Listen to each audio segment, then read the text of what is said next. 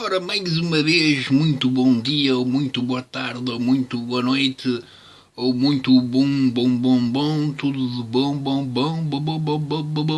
bom. Este vídeo, como vocês já sabem, vai chamar horrendo ou interessante. Mas com ponto de interrogação, portanto eu li mal. Horrendo ou interessante? Agora já soou melhor. Pronto.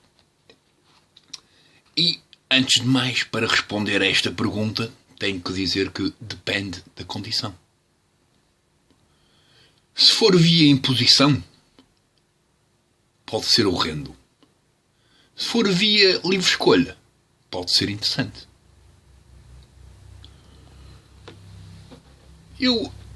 Aquele vídeo dedicado ou dirigido às profissionais de sexo, que continua a aumentar de visualizações como nunca.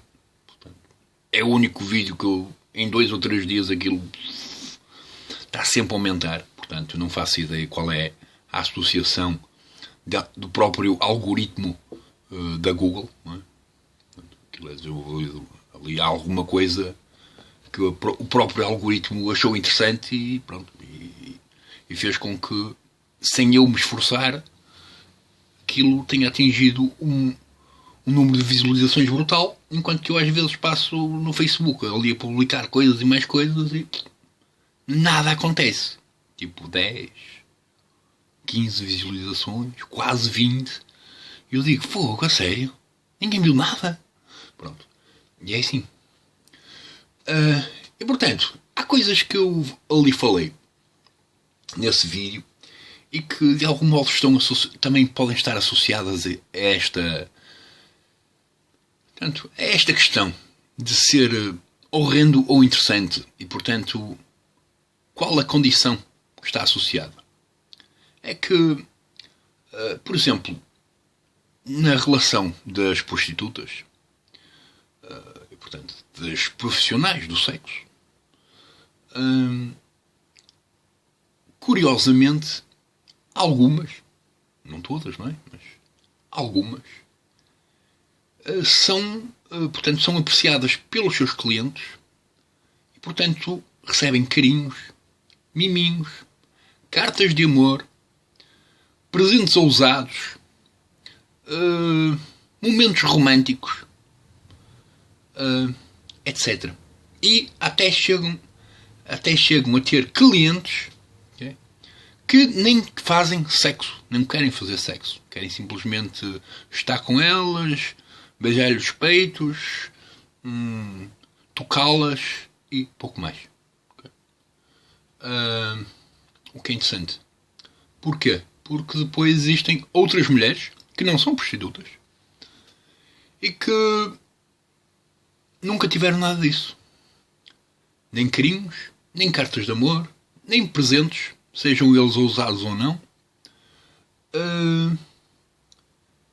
e nem tiveram propriamente alguém que demonstrasse ter prazer em estar com elas. Até sem haver, portanto, a intenção de haver sexo. Que interessante, porque numa das condições tudo parece acontecer e tudo parece ser possível, e na outra condição, ou numa condição mais ou menos normal, para muitas mulheres e para muitos homens, tudo isso não é possível. Portanto, ou há aqui alguma coisa de estranha, não é? Ou então tudo depende da condição. Se formos a ver noutros, por exemplo, o outro vídeo que eu estive a falar, que era sobre as fantasias sexuais sem limite.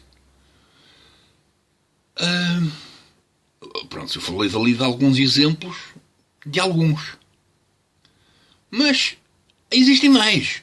Existem, por exemplo, homens que gostam de ser penetrados por mulheres com pilas artificiais.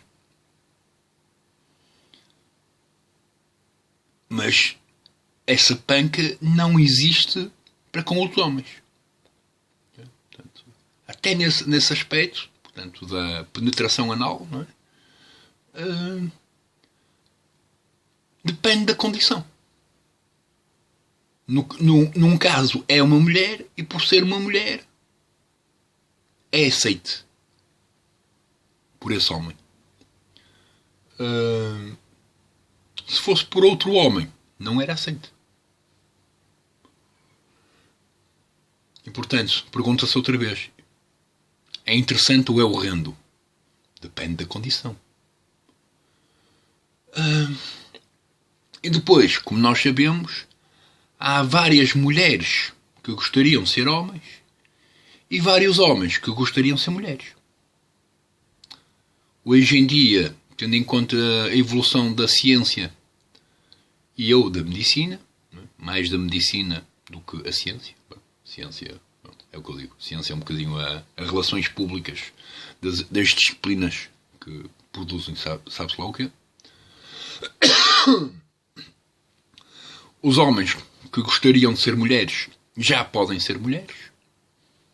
Aquilo acho que é uma coisa assim mesmo horrenda. Horrenda no sentido em que o processo de transformação é extremamente doloroso. Contudo, mesmo sendo extremamente doloroso, há homens que estão predispostos a passar por aquela experiência para atingirem a sua própria transformação como mulheres. E creio que já existe o inverso, portanto, mulheres que podem ser homens. E, portanto, terem uma pilinha, terem pelos no peito, haver uma associação de terem testículos. Pronto, eu não faço a mínima ideia como é que aquilo funciona, mas... Pronto. O caso é que, para a experiência de quem olha, pode ser horrendo, e para a pessoa que está a fazer aquilo por livre escolha, é interessante. E pronto, e se quisermos, para a pessoa que está a ver, que simplesmente, sem querer julgar a pessoa que está a fazer seja lá o que for para si, porque é para si só, não está a impor a mais ninguém, pode considerar que é interessante. E que mais? E eu também gostava de saber, de dizer uma coisa também minimamente curiosa, antes de acabar o vídeo, que é os galos. Os galos. Em ambiente de natureza, quando eles estão livres, eles são monogâmicos. Monogâmicos. Em cativeiro, são poligâmicos. E perguntamos, mas isso não deve ser a mesma raça de galo? Não, não, com a mesma raça do galo. E então o que é que se passa? É simples. Uma vez mais tem a ver com a condição. Neste caso, a condição é o excesso. Para ele, pronto, não vai considerar que é o excesso. Vai ser uma super alegria, não é? Tem várias galinhas. Várias. Então vai passar lá a vida. Vai uma, noutra, pronto. E passa naquilo. Okay. Na natureza, eu não tenho essa hipótese. E, portanto, só tem uma. Coisas mais curiosas. Por exemplo, os leões e as leoas, não é? Os leões machos quase sempre ou sempre andam minimamente solitários. São os solitários. E as leoas, por norma, andam em manada, digamos assim. Portanto, andam com outras mulheres, com outras leoas. E caçam com outras leoas. O leão raramente caça. E, portanto, o objetivo dele é simplesmente arranjar um grupo de leoas que, pronto, que o aceite como o leão alfa. Né?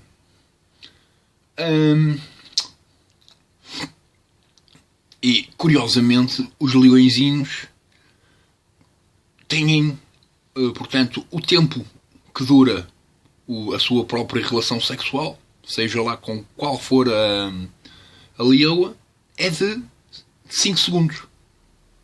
Portanto, aquilo é extremamente rápido. Até se podia-se considerar que todos os leões sofrem de ejaculação precoce. 5 segundos. E os leões que estão em cativeiro só têm lá uma leoa. Logo, são monogâmicos. E os leões que só vivem em cativeiro com outros leões são homossexuais. Por condição. Eu não creio que seja uma livre escolha deles estarem enjaulados e a viverem com outros leões. Mas o caso é que isso acontece.